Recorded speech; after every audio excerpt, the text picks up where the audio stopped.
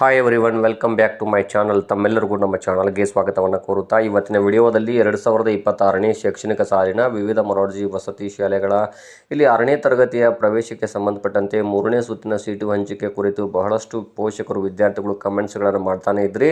ಹಾಗೂ ನಾನು ಕೂಡ ಈ ಕುರಿತು ಸಾಕಷ್ಟು ವಸತಿ ಶಾಲೆಗಳ ಒಂದು ಪ್ರಾಂಶುಪಾಲರಿಗಾಗಿರ್ಬೋದು, ಆಯಾ ವಸತಿ ಶಾಲೆಗಳಿಗೆ ಮತ್ತು ಕರ್ನಾಟಕ ಎಕ್ಸಾಮಿನೇಷನ್ ಅಥಾರಿಟಿಯವರೊಂದಿಗೆ ಕ್ರೈಸ್ ಅವರ ಅಧಿಕಾರಿಗಳೊಂದಿಗೆ ಕೂಡ ನಾನು ಕಾಂಟ್ಯಾಕ್ಟ್ ಮಾಡಿದ್ದೇನೆ, ಫೋನ್ನಲ್ಲಿ ಮಾತಾಡಿದ್ದೇನೆ. ಬಹಳಷ್ಟು ಡಿಫ್ರೆಂಟ್ ಆದಂಥ ಇಲ್ಲಿ ಒಪಿನಿಯನ್ಸ್ಗಳು, ಆನ್ಸರ್ಗಳು ಅಥವಾ ರಿಯಾಕ್ಷನ್ಗಳು ಕೂಡ ಬಂದಿರ್ತವೆ.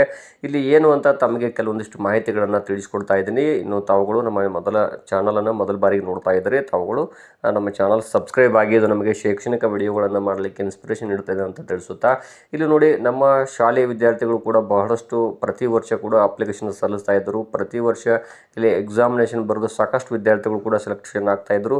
ಬಟ್ ಈ ಬಾರಿ ಏನಾಗಿದೆ ಅಂದರೆ ಸ್ಪರ್ಧೆ ಜಾಸ್ತಿ ಇದೆ. ಅದು ಅಲ್ಲದೆ ಇಲ್ಲಿ ಒಳ ಮೀಸಲಾತಿ ಸೀಟುಗಳು ಇಲ್ಲಿ ಕಾಸ್ಟ್ನಲ್ಲಿ ABC ಪ್ರವರ್ಗಗಳನ್ನು ಮಾಡಿದ್ದಾರೆ. ಅದು ಅಷ್ಟೇ ಅಲ್ಲದೆ ಇಲ್ಲಿ ಔಟ್ ಆಫ್ ತಾಲೂಕುಗಳು ಏನಿದಾವಲ್ವ ತಾವುಗಳು ಕೂಡ ಗಮನಿಸಿರ್ತೀರಿ. ಏನಿತ್ತು ಅಂದರೆ ಒಂದು ದೊಡ್ಡ ತಾಲೂಕಿತ್ತು. ಈಗ ಏನಾಗಿದಾವೆ ಅಂದರೆ ಮೊದಲಿಗೆ ಈಗ ಉಪ ತಹಶೀಲ್ದಾರ್ ಕಚೇರಿಗಳಿರುವಂತಹ ಒಂದು ತಾಲೂಕುಗಳೇನಿದಾವಲ್ಲ ಅವುಗಳನ್ನು ಪರಿಗಣಿಸಿದ್ದಾರೆ ಈ ಬಾರಿ ಕರ್ನಾಟಕ ಪರೀಕ್ಷಾ ಪ್ರಾಧಿಕಾರದವರು. ಅವುಗಳನ್ನು ಕೂಡ ತಾಲೂಕು ಅಂತ ಪರಿಗಣಿಸಿ ಆ ತಾಲೂಕಲ್ಲಿರುವಂತಹ ಒಟ್ಟು ಶಾಲೆಗಳಿಗೆ ಸ್ವಂತ ತಾಲೂಕು ಅಂತ ಇಲ್ಲಿ ಘೋಷಣೆ ಮಾಡಿರ್ತಾರೆ. ಅಲ್ಲಿ 75% ಸ್ವಂತ ತಾಲೂಕಿನ ವಿದ್ಯಾರ್ಥಿಗಳಿಗೆ ಆಯ್ಕೆ ಮಾಡ್ತಾರೆ. ಮೊದಲು ದೊಡ್ಡ ತಾಲೂಕಿತ್ತು, ಆ ತಾಲೂಕಲ್ಲಿ ಬೇರೆ ಬೇರೆ ತಾಲೂಕಿನ ವಿದ್ಯಾರ್ಥಿಗಳು ಕೂಡ ಸೆಲೆಕ್ಷನ್ ಆಗ್ತಾಯಿದ್ರು. ಬಟ್ ಈ ಬಾರಿ ಏನಾಗಿದೆ ಅಂದರೆ ಇಲ್ಲಿ ಸೀಟುಗಳ ಲಭ್ಯತೆ ಕಡಿಮೆ ಇರುವ ಕಾರಣಕ್ಕಾಗಿ ಬಹಳ ಪೋಷಕರು ಕೂಡ ಕೇಳ್ತಾ ಇದ್ರಿ, ನಮ್ಮ ಮಗ ಇಲ್ಲಿ 90, 85 ಹೆಚ್ಚು ಅಂಕಗಳನ್ನು ಗಳಿಸಿದ್ರು ಸೆಲೆಕ್ಷನ್ ಆಗಿಲ್ಲ, ಅದರೊಂದಿಗೆ ವಿಶೇಷ ವರ್ಗದ ಕೋಟಾ ಇದ್ದರೂ ಕೂಡ ಆಯ್ಕೆ ಆಗಿಲ್ಲ ಅಂತ ಕೂಡ ಕೇಳ್ತಾ ಇದ್ರಿ. ಹಾಗಾಗಿ ಇಲ್ಲಿ ನಾನು ತಮಗೆ ತಿಳಿಸುವಂಥದ್ದು ಇದೇ ಮಾಹಿತಿ. ಏನು ಅಂದರೆ ಇಲ್ಲಿ ಸೀಟುಗಳ ಸಂಖ್ಯೆ ಆಗಿರ್ಬೋದು, ತಾಲೂಕುಗಳ ಪರಿಗಣನೆ ಆಗಿರ್ಬೋದು, ಇವು ಕೂಡ ಕಾರಣ ಆಗಿರ್ತಾವೆ.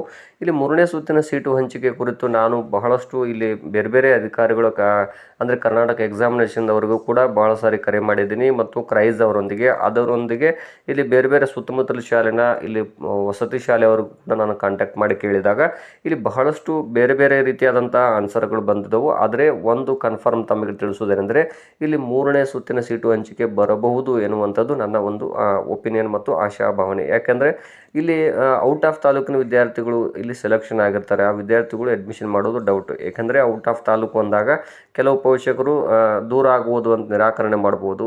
ಈ ರೀತಿ ಬೇರೆ ಬೇರೆ ರೀತಿಯ ಕಾರಣಗಳಿರ್ತಾವೆ. ಹಾಗಾಗಿ ಆ ವಿದ್ಯಾರ್ಥಿಗಳು ಇಲ್ಲಿ ಹೋಗದೇ ಇದ್ದಾಗ ಅನಿವಾರ್ಯವಾಗಿ ಕರ್ನಾಟಕ ಪರೀಕ್ಷಾ ಪ್ರಾಧಿಕಾರದವರು ಮತ್ತೆ ಒಂದು ಲಿಸ್ಟ್ ಬಿಡುಗಡೆ ಮಾಡಲೇಬೇಕಾಗುತ್ತೆ. ಯಾಕಂದರೆ ಎಕ್ಸಾಮನ್ನು ಬರೆದಂಥ ವಿದ್ಯಾರ್ಥಿಗಳಿಗೆ ಎಕ್ಸಾಮ್ ಮೂಲಕವೇ ಆಯ್ಕೆ ಮಾಡಿಕೊಳ್ಳಬೇಕಾಗುತ್ತದೆ, ಅಥವಾ ಎಕ್ಸಾಮ್ ಬರೆದಂಥ ವಿದ್ಯಾರ್ಥಿಗಳನ್ನೇ ಮತ್ತೆ ಇಲ್ಲಿ ಥರ್ಡ್ ರೌಂಡಿಗೆ ಸೆಲೆಕ್ಷನ್ ಮಾಡ್ಕೊಳ್ಬೇಕಾಗುತ್ತೆ. ಬೇರೆ ಬೇರೆ ಕಡೆ ನಿಮ್ಮ ಜಿಲ್ಲೆಗಳಲ್ಲಿ ನೀವು ಕೂಡ ಕೇಳ್ಬೋದು ನಿಮ್ಮ ಸ್ವಂತ ತಾಲೂಕಿನಲ್ಲಿ ಎಷ್ಟು ವಿದ್ಯಾರ್ಥಿಗಳು ಅಡ್ಮಿಷನ್ ಮಾಡಿದ್ದಾರೆ ಅಂತ. ಇಲ್ಲಿ ಒಂದು ಕನ್ಫರ್ಮ್ ಏನು ಅಂದರೆ ಫಸ್ಟ್ ರೌಂಡು ಮತ್ತು ಸೆಕೆಂಡ್ ರೌಂಡಲ್ಲಿ ಬಿಟ್ಟಂಥ ವಿದ್ಯಾರ್ಥಿಗಳು ಇಲ್ಲಿ ಮ್ಯಾಕ್ಸಿಮಮ್ ಅಡ್ಮಿಷನ್ ಮಾಡಿದ್ದಾರೆ. ಆದರೆ ಬೇರೆ ಬೇರೆ ತಾಲೂಕುಗಳಲ್ಲಿ ಕೆಲವೊಂದು ಕಾಸ್ಟ್ ವಿದ್ಯಾರ್ಥಿಗಳಿಗೆ ಇನ್ನೂ ಸೀಟುಗಳು ಲಭ್ಯ ಇವೆ ಅನ್ನುವಂತಹ ಮಾಹಿತಿ ನನಗೆ ಬಂದಿರ್ತದೆ. ಸೊ ನಾನು ನಿನ್ನೇನೂ ಕೂಡ ಕೆಲವೊಂದಿಷ್ಟು ಮಾಹಿತಿ ತಮ್ಮೊಂದಿಗೆ ಶೇರ್ ಮಾಡ್ಕೊಂಡಿದ್ದೀನಿ. ಆದರೆ ಒಂದು ಪ್ರಶ್ನೆ ಬಹಳ ಪೋಷಕರು ಇಲ್ಲಿ 3ನೇ ಸುತ್ತಿನ ಸೀಟು ಹಂಚಿಕೆ ಲಿಸ್ಟ್ ಬರುತ್ತದೆ ಅಥವಾ ಇಲ್ವಾ ಎನ್ನುವಂಥ ಒಂದು ಆನ್ಸರನ್ನು ಕೇಳಿದ್ರಿ. ಇಲ್ಲಿ ನಾನು ಹೇಳ್ತಾ ಇರೋದು ಏನು ಅಂದರೆ ಬರ್ತದೆ, ಆದರೆ ನಿಗದಿತವಾದಂಥ ದಿನಾಂಕವನ್ನು ಅವರು ಮೆನ್ಷನ್ ಮಾಡಿ ಹೇಳ್ತಾ ಇಲ್ಲ. ಇಲ್ಲಿ ಕರ್ನಾಟಕ ಪರೀಕ್ಷಾ ಪ್ರಾಧಿಕಾರದವರಿಗೆ ಇಂಟಿಮೇಷನ್ ಬಂದ ಕೂಡಲೇ ನಾವು ಲಿಸ್ಟನ್ನು ರಿಲೀಸ್ ಮಾಡ್ತೀವಿ ಅಂತ ತಿಳಿಸಿದ್ದಾರೆ. ಸೊ ತಾವುಗಳು ಕೂಡ 1-2 ದಿನ ವೇಟ್ ಮಾಡಿ, ನಾನು ಈ ಬಗ್ಗೆ ಸಾಕಷ್ಟು ಹೇಳ್ತಾನೆ ಇದ್ದೀನಿ ವೇಟ್ ಮಾಡಿ ಅಂತ. ಬಟ್ ಇದು ಏನಾಗಿದೆ ಅಂದರೆ ಆಗಲೇ ಇಲ್ಲಿ ಜೂನ್ ತಿಂಗಳು ಮುಕ್ತಾಯವಾಗಿ ಜುಲೈ ತಿಂಗಳು ಪ್ರಾರಂಭವಾಗಿದೆ. ಇಲ್ಲಿ ಪೋಷಕರಿಗೆ ಅಡ್ಮಿಷನ್ ಬೇರೆ ಕಡೆ ಆದರೂ ಅಡ್ಮಿಷನ್ ಮಾಡಿಸ್ಬೋದು ಎನ್ನುವಂತಹ ಒಂದು ಒಪಿನಿಯನ್ ಇದ್ದೇ ಇರ್ತದೆ. ಸೊ ಅಲ್ಲಿ ಹೇಳಿರುವಂಥದ್ದು ನನಗೆ ಅನಿಸಿರ್ತದೆ ಥರ್ಡ್ ಲಿಸ್ಟ್ ಬರ್ತದೆ. ಯಾಕಂದರೆ ಔಟ್ ಆಫ್ ತಾಲೂಕಿಗೆ ಸಾಕಷ್ಟು ವಿದ್ಯಾರ್ಥಿಗಳು ಸೆಲೆಕ್ಷನ್ ಆಗಿದ್ದಾರೆ ಬೇರೆ ಬೇರೆ ತಾಲೂಕುಗಳಲ್ಲಿ. ಮತ್ತು ಆ ವಿದ್ಯಾರ್ಥಿಗಳು ಅಡ್ಮಿಷನ್ ಮಾಡದೇ ಇದ್ದರೆ ಮತ್ತು ಅವ್ರ ಬದಲಾಗಿ ಮತ್ತೆ ಮೆರಿಟ್ ಮತ್ತು ಮೀಸಲಾತಿ ಆಗಿರ್ಬೋದು, ಆ ವಿದ್ಯಾರ್ಥಿಗಳ ಶಾಲಾವಾರು ಆದ್ಯತೆ ಆಧಾರದ ಮೇಲೆ ಥರ್ಡ್ ರೌಂಡ್ ಬರ್ತದೆ ಅನ್ನುವಂತಹ ನನಗೊಂದು ಒಪಿನಿಯನ್. ಯಾಕಂದರೆ ಅವರು ಎಕ್ಸಾಮಿನೇಷನ್ ಅಥಾರಿಟಿಯವರು ಕೊಟ್ಟಿದ್ದಾರೆ. ಏನು ಕೊಟ್ಟಿದ್ದಾರೆ ಅಂದರೆ ಅವರು ಒಂದು ವೇಳೆ ಸೀಟುಗಳ ಲಭ್ಯತೆ ಇದ್ದಾಗ 3ನೇ ಸುತ್ತಿನ ಸೀಟು ಹಂಚಿಕೆ ಕೂಡ ಅವರು ವೇಳಾಪಟ್ಟಿಯನ್ನು ಘೋಷಣೆ ಮಾಡಿದ್ದಾರೆ. ಯಾವಾಗ ಅಂದರೆ ಅವರ ಒಂದು ಏನು ವಿದ್ಯಾರ್ಥಿಗಳಿಗೆ ಅರ್ಜಿಯನ್ನು ಕರೆದಾಗಲೇ ಅವ್ರು ಘೋಷಣೆ ಮಾಡಿದರು. ಅಷ್ಟೇ ಅಲ್ಲದೆ ನಾವು ಕೂಡ ಒಂದು 15 ದಿನ ಹಿಂದೆ ಫೋನ್ ಮಾಡಿ ಕೇಳಿದಾಗ ಕೂಡ ಅವರೊಂದು ಮಾಹಿತಿ ತಿಳಿಸಿದರು. ಏನಂದರೆ 4ನೇ ಸುತ್ತಿನವರು ಕೂಡ ನಾವು ವಿಸ್ತರಣೆ ಮಾಡ್ತೀವಿ ಅಗತ್ಯ ಬಿದ್ದರೆ ಅಂತ ತಿಳಿಸಿದ್ದಾರೆ. ಸೊ ಇಲ್ಲಿ ನೋಡೋಣ ಥರ್ಡ್ ಲಿಸ್ಟ್ ಬಗ್ಗೆ ಇನ್ನೂ ಹೆಚ್ಚಿನ ಮಾಹಿತಿ ಬಂತು ಅಂದರೆ ನಾನು ತಮ್ಮೊಂದಿಗೆ ಶೇರ್ ಮಾಡ್ಕೊಳ್ತಾ ಇದ್ದೀನಿ. ಒಂದು ವೇಳೆ ಯಾರಾದರೂ ಪೋಷಕರು ತಮ್ಮ ಮಕ್ಕಳನ್ನ ಅಡ್ಮಿಷನ್ ಮಾಡಿಸ್ರಿ ಅನಿವಾರ್ಯವಾಗಿ. ಆದರೆ ಇಲ್ಲದೇ ಇದ್ದರೆ 5ನೇ ಕ್ಲಾಸ್ ಎಲ್ಲಿದೆ ಅಲ್ಲಿ ಅವರು 6ನೇ ಕ್ಲಾಸ್ನು ಸ್ವಲ್ಪ ದಿನ ಕಂಟಿನ್ಯೂ ಮಾಡಿ. ಒಂದು ವೇಳೆ ಆಯ್ಕೆ ಆಗ್ಬೋದು ಎನ್ನುವಂತಹ ನಿರೀಕ್ಷೆ ಇದ್ದವರಿಗೆ ಮಾತ್ರ ಹೇಳ್ತಾ ಇದ್ದೀನಿ. ಯಾಕಂದರೆ ಇಲ್ಲಿ ನಿಮ್ಮ ತಾಲೂಕಲ್ಲಿ ಏನಾದರೂ ಸೀಟುಗಳು ಲಭ್ಯ ಇದಾವೆ ಅನ್ನುವಂಥ ಮಾಹಿತಿ ಗೊತ್ತಾದರೆ ತಾವು ವೇಟ್ ಮಾಡ್ಬೋದು. ಇಲ್ಲಾಂದರೆ ಮತ್ತು ಸೀಟುಗಳ ಲಭ್ಯತೆಯೇ ಇಲ್ಲ ಅಂದರೆ ತಾವು ನೇರವಾಗಿ ಬೇರೆ ಶಾಲೆಗೆ ಕೂಡ ಅಡ್ಮಿಷನ್ ಮಾಡಿಸ್ಬೋದು ಅಂತ ತಮಗೆ ಈ ಮಾಹಿತಿಯನ್ನು ತಿಳಿಸ್ತಾ ಇದ್ದೀನಿ.